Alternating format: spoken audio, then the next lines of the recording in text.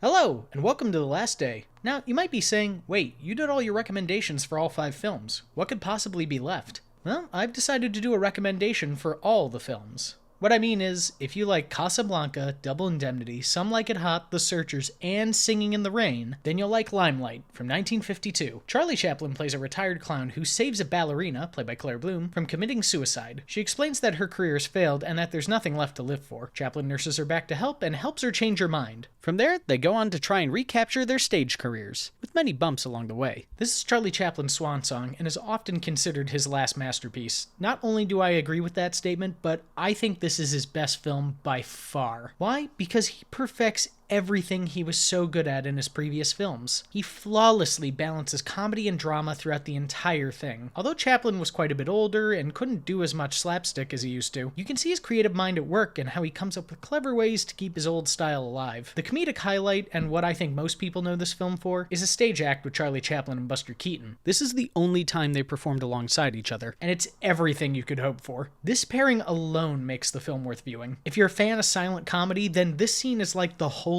grail. It only could have been better if they included Harold Lloyd too. As I alluded to before, the drama is excellent too. You can tell this film is very personal to Chaplin because it talks about aging in show business. Chaplin's struggle to regain his career is harrowing as well as heartbreaking. Even though he still has his passion and arguably his talent, none of that matters if the public doesn't want to see him. You could say that it's more of a grim take on show business, but I think it's just a realistic depiction on life in general. He's obviously on the wane of his career, but lunges at any opportunity at happiness. I mean, can you blame him? Another aspect I admire with this film is the subtle writing. In the silent era, films often had to go big in order to get across certain points. A stoic stare wasn't going to do much without sound behind it, so people had to go big. Chaplin was known for that, but here he does the opposite. There aren't long monologues about how grim life is and how he wishes to recapture his glory days. Oftentimes, all these feelings and ideas are communicated in a single look. There's a fantastic scene where Chaplin hears the theater managers gush about their plans for Claire Bloom as they close the stage for the night. Darkness slowly consumes the setting until Chaplin is alone on screen.